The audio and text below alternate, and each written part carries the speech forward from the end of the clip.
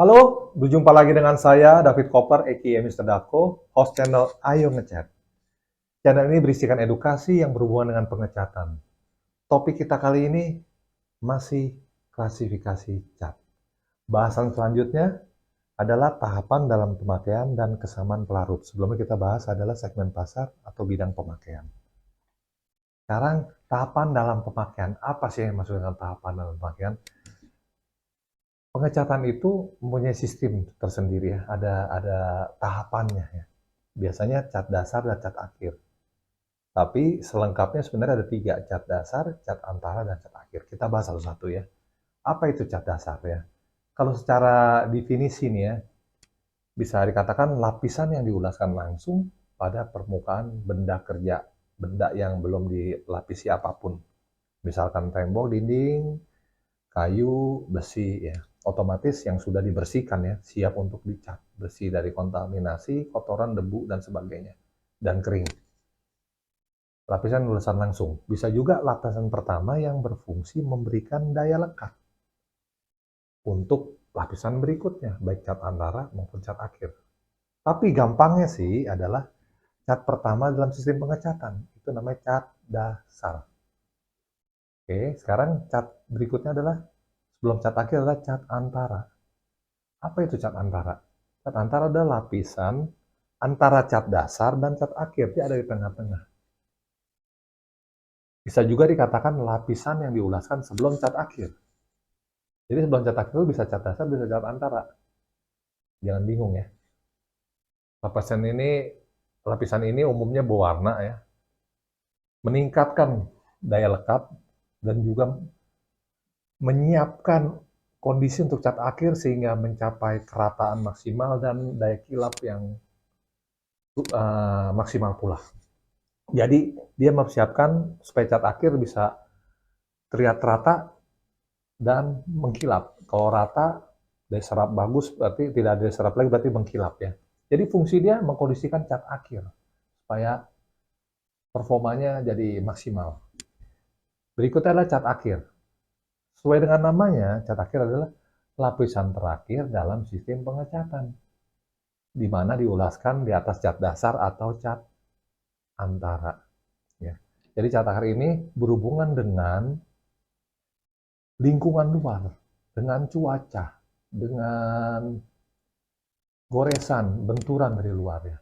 Oh ya, hampir saya lupa. Bicara cat antara itu banyak dipakai di auto refinish untuk menyiapkan tingkat gloss dari kendaraan yang dicat. Dan juga dipakai untuk banyak untuk konstruksi, sistem pengecatan konstruksi, di mana untuk pengecatan konstruksi anti karat itu ada ketentuan ketebalan yang harus dicapai sampai ratusan mikron. Nah, jika cat dasarnya hanya 50 mikron, cat akhirnya 50 mikron, jika dibutuhkan 200 mikron, maka cat antara harus 100 mikron. Nah, ini bisa dicapai melalui cat antara.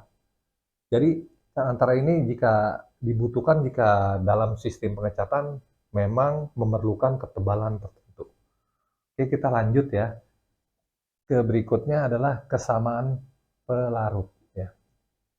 Maksudnya apa pelarut? Pelarut ini sesuatu yang dipakai dalam proses pembuatan atau produksi cat. Dibutuhkan material ini, material cair ya, sebagai pelarut atau pengencer. Biasa kita sebut sebagai water base dan solvent base.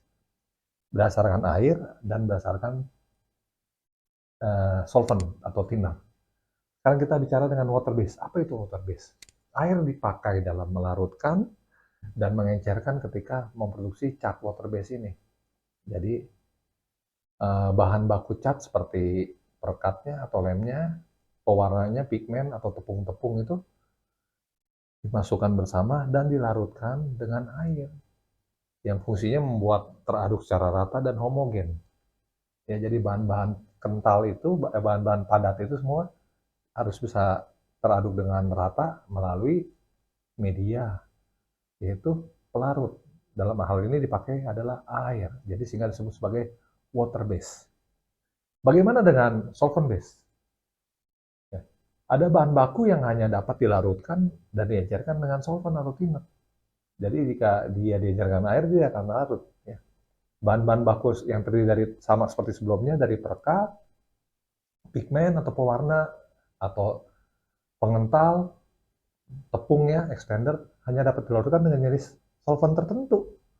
Sesuai formulasi ditentukan solventnya ini, karena perekat ini solventnya harus ini, agar dapat larut dengan rata dan homogen. Maka karena dipakai solvent atau thinner, maka disebut sebagai solvent base. Demikian penjelasan tentang tahapan pemakaian dan kesamaan pelarut. Jika dirasakan bermanfaat, silakan like and subscribe. Dan aktifkan lonceng untuk mendapatkan video edukasi terbaru dari kami.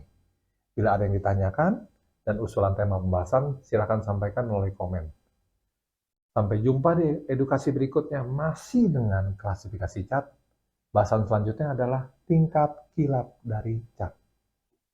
Perindah dan rawat properti Anda.